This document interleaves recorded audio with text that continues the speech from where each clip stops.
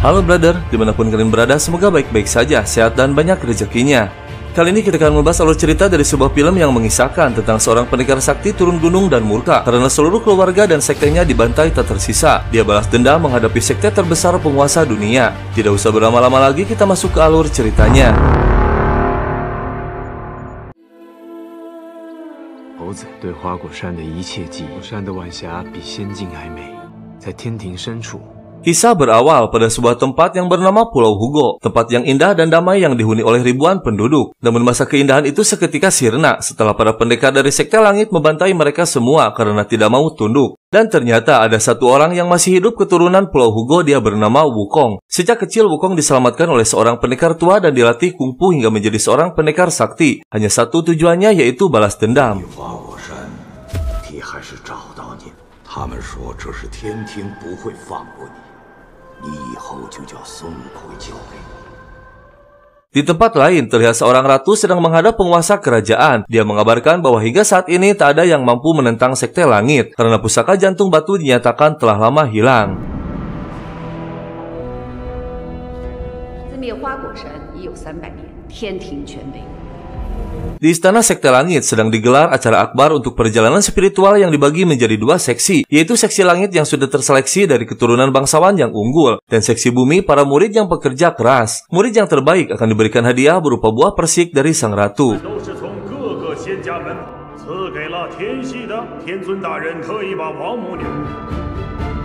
Putri dari sang ratu yang bernama Aji sedang termenung melihat keindahan alam di atas awan. Namun tak disangka dia melihat seorang pemuda dengan pakaian compang-camping sedang duduk di atas atap. Lalu pemuda itu masuk ke dalam istana dan mencuri makanan. Aji yang melihat hal tersebut mengejarnya.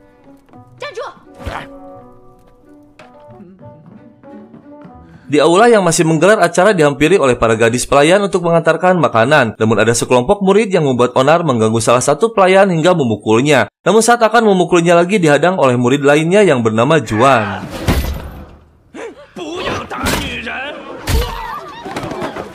Tak berselang lama, Aji pun muncul menolong mereka dengan menyamar sebagai pelayan. Si murid itu pun murka dan mengeluarkan kesaktiannya namun dihadang oleh Juan. Dan pada saat murid lainnya akan ikut menghajar Aji tiba-tiba.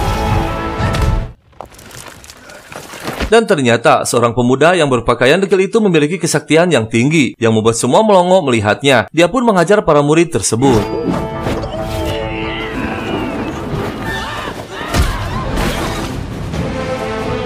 Pemuda degil itu bernama Wukong, memiliki kesaktian yang luar biasa namun tak bisa diatur. Tak berselang lama para prajurit pun bermunculan mengepungnya. Saat mereka akan menghajarnya, tiba-tiba Wukong mengeluarkan tongkat sakti dari telinganya.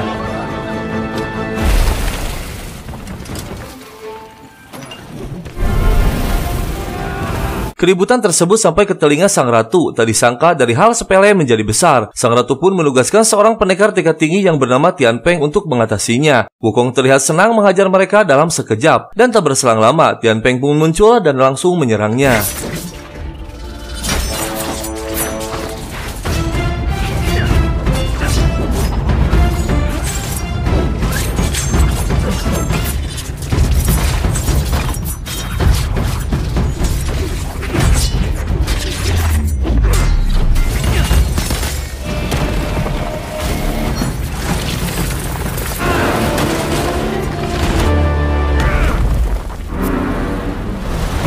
Tian Peng kewalahan menandingi kesaktian Wukong, dan tiba-tiba muncul seorang pendekar sakti dengan level kesaktian lebih tinggi dari Tian Peng. Dia bernama Erlang dari pegunungan Kunlun yang dikenal dengan Yang Jian. Erlang merupakan anak angkat dari sang ratu, dan pertempuran pun berlanjut.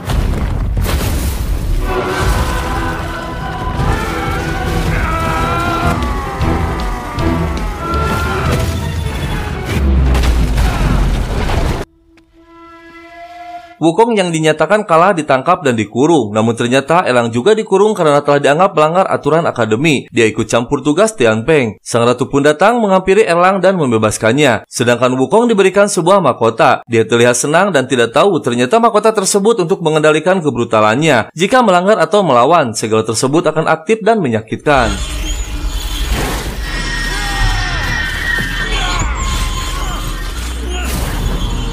Wukong pun kesakitan dan tak sadarkan diri. Lalu muncul Aji memohon kepada ibunya agar memberikan tongkat teratai emas kepadanya dengan tujuan agar Aji yang mengendalikan Wukong. Aji yang diam-diam mempunyai simpati terhadap Wukong. Dia membawanya untuk beristirahat. Tak berselang lama Wukong pun tersadar dan terkejut melihat rambutnya sudah pendek.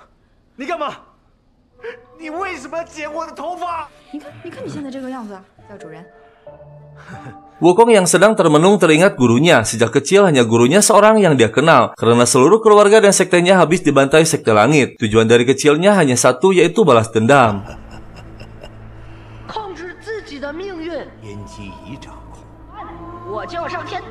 Para murid yang sedang dikenalkan pada sebuah tempat, yaitu jembatan ajaib yang menuntun pada pengendali takdir. Terlihat Wukong pun berada di antara mereka, termasuk Aji dan Erlang. Namun Wukong berfokus pada sebuah kunci untuk masuk ke gerbang jembatan ajaib.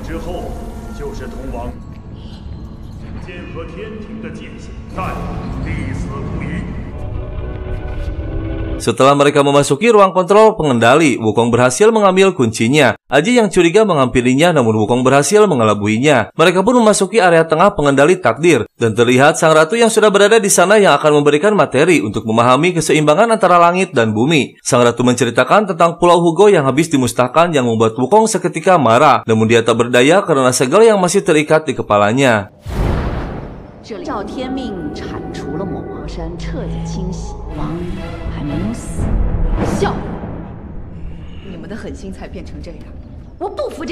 Wukong pun pergi dan marah kepada Aji. Dia baru mengetahui bahwa Aji adalah putri sang ratu, dan sang ratu baru mengetahui bahwa pusaka jantung batu ternyata berada di dalam tubuh Wukong. Dia pun memerintahkan Erlang untuk menghabisi Wukong dan membawa batunya. Sementara Wukong yang sudah memiliki kuncinya, dia pun memasuki gerbang jembatan ajaib untuk menghancurkan pengendali takdir. Namun saat akan memasukinya, tiba-tiba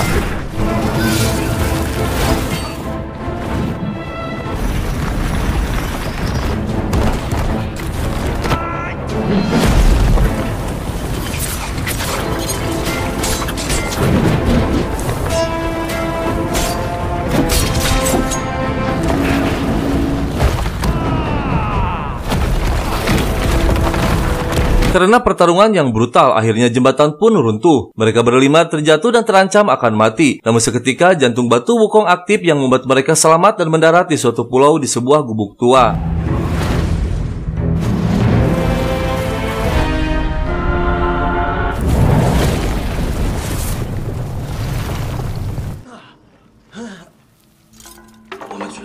Mereka bertiga yang masih penasaran melanjutkan lagi pertarungannya. Namun ada yang aneh, ternyata kekuatan mereka telah hilang. Mereka pun tak peduli, yang penting gelut.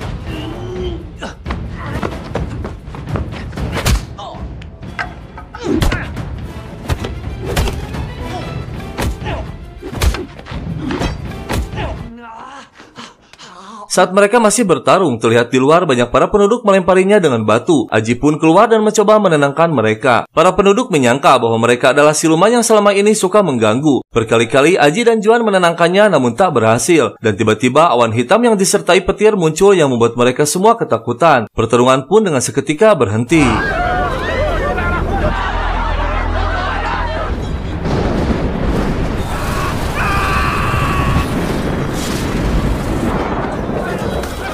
Setelah semuanya masuk, ada seorang ibu yang mencari anaknya, dan ternyata dia masih di luar. Namun tiba-tiba ada seorang gadis yang datang menghampirinya. Tianpeng yang melihatnya terkejut karena gadis tersebut adalah kekasihnya di masa lalu. Dia pun memberanikan diri untuk menolong mereka berdua. Namun saat mereka berdua sudah selamat, tiba-tiba awan tersebut menyedotnya.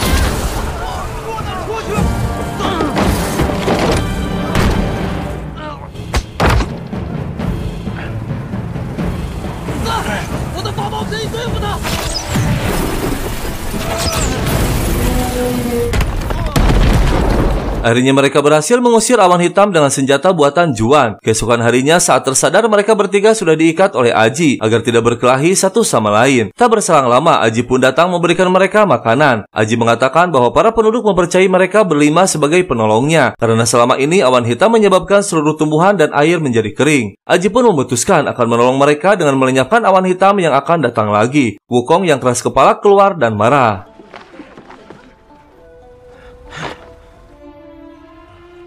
Tianpeng yang sudah tersadar langsung memeluk Ayu, namun ternyata Ayu telah hilang ingatannya dan tak mengenali Tianpeng.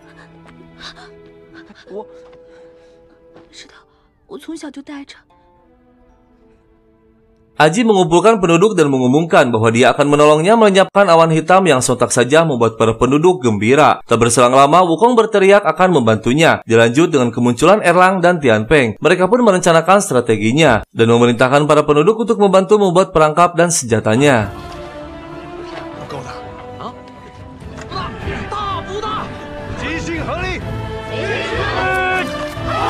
Singkat cerita, semua persiapan sudah beres. Awan hitam pun muncul dengan seketika, langit menjadi gelap dengan disertai angin yang kencang. Mereka pun dengan segera mengambil posisinya masing-masing. Sementara yang lain menyelamatkan diri dengan bersembunyi. Dan mereka pun mulai beraksi.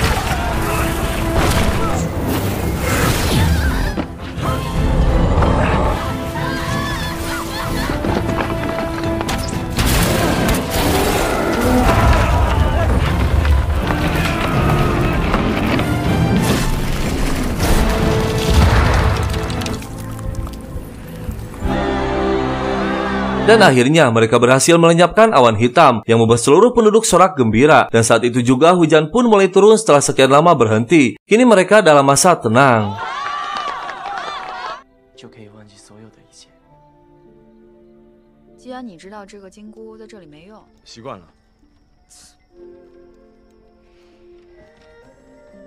Namun tak berselang lama, tiba-tiba mereka dikejutkan dengan kemunculan prajurit Sekte Langit. Sedangkan Wukong dan yang lainnya tidak sedang berada di tempat. Tak ada pilihan lain, Juan pun mencoba menghadapi prajurit tersebut.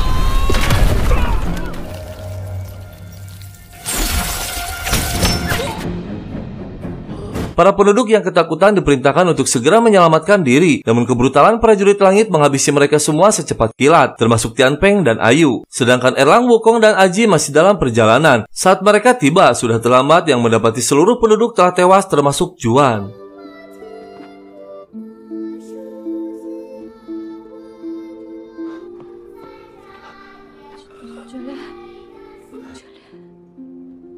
Dan ternyata prajurit langit muncul kembali kini bersama ratunya. Wukong yang murka keluar menghadapinya. Namun tanpa kekuatannya, dia pun tak bisa berbuat banyak. Hingga Wukong terluka parah oleh serangan mereka. Sedangkan Tianpeng dan Erlang hanya berdiam diri tak mampu melakukan apa-apa.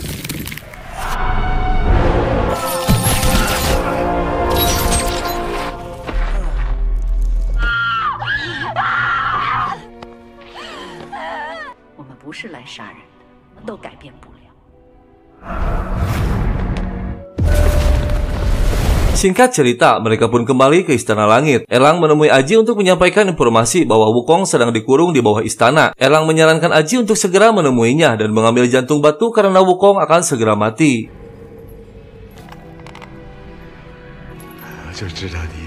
Wukong, 你输了一切，花果山已经没了。原来是这样。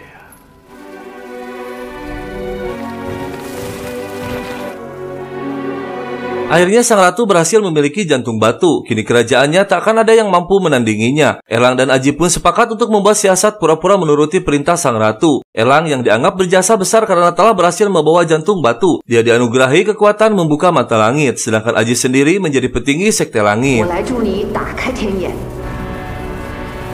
Dan akhirnya guru besar Wukong pun muncul. Ternyata Wukong masih hidup. Mereka hanya bisa mengambil jantung batu yang berada di dalam tubuhnya, namun tak bisa menghabisinya. Sang guru pun memberikan penjelasan bahwa kekuatan yang sesungguhnya berada dalam jiwa Wukong sendiri, yaitu sebuah kekuatan yang tak pernah disaksikan oleh kerajaan langit.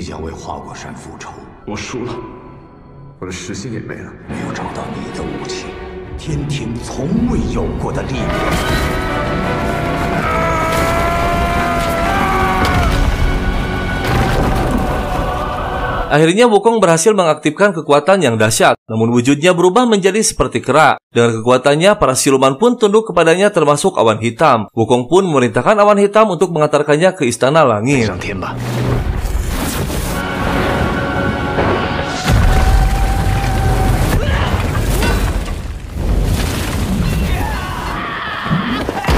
Wukong dengan sekejap menghabisi para prajurit penjaga. Dia pun dengan santainya berjalan memasuki istana hingga dihadang oleh prajurit lainnya. Dengan brutal, Wukong menghabisi mereka.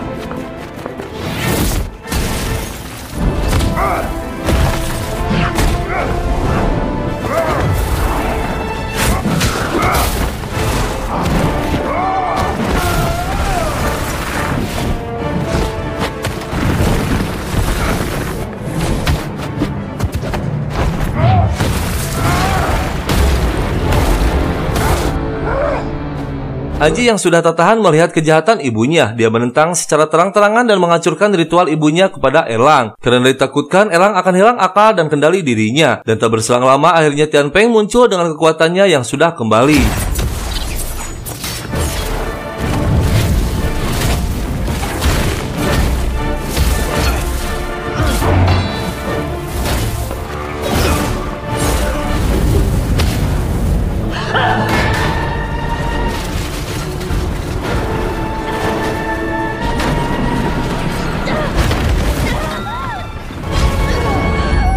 Sang ratu murka kepada Aji lalu memukulnya hingga terpental dan terluka parah. Dengan tepat waktu Wukong dan Tian Peng muncul. Aji terkejut dan senang melihat Wukong ternyata masih hidup. Namun tak lama Aji pun tewas. Sementara Tian Peng menghadapi sang ratu.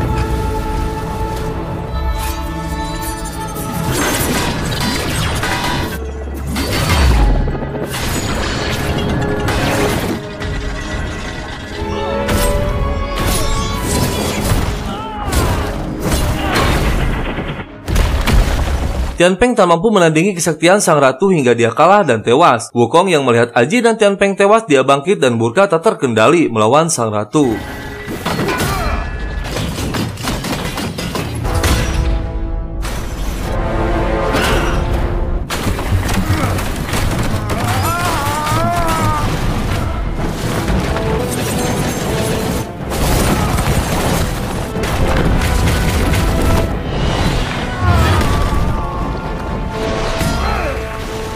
Apa yang dikhawatirkan oleh Aji terjadi. Erlang hilang akal dan kendali dirinya. Dia muncul melawan Wukong dengan kesaktian yang luar biasa.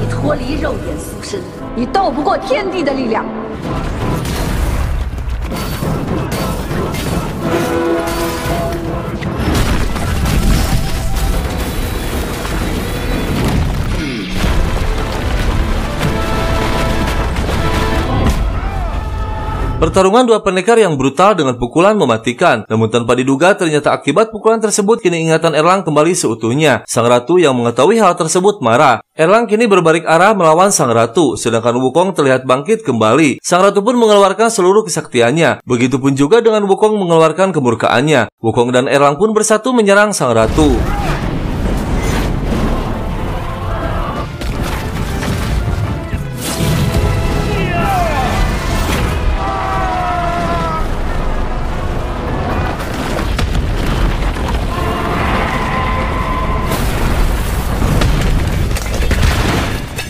Akhirnya sang ratu berhasil dihabisi. Wukong pun berubah wujud kembali seperti semula. Meski mereka berdua telah bersatu meruntuhkan kekuasaan sang ratu, namun dendam di antara mereka berdua masih membara. Karena sampai kapanpun kerajaan Sekte Langit tak akan berdamai dengan Sekte Pulau Hugo, yang kini mereka berdua menjadi pemimpin dari masing-masing sekte. Dan kisah film pun selesai.